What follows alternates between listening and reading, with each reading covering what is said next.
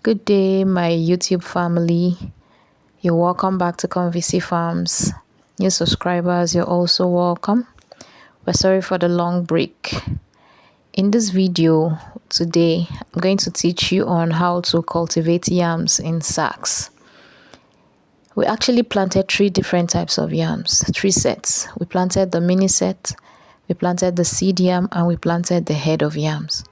We carried out these 3 experiments to see how it goes, and it actually gave us different results.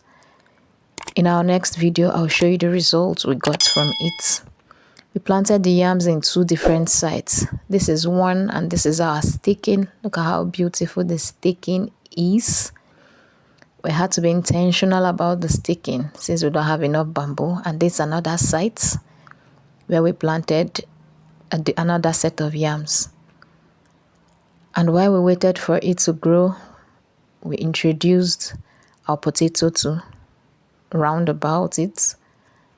And everything was done organically. We used kitchen waste as the organic fertilizer, and we used plantain stems as fertilizer also. And this is the potato. The next video, I'll teach you how to cultivate potato. Thank you for watching. God bless you.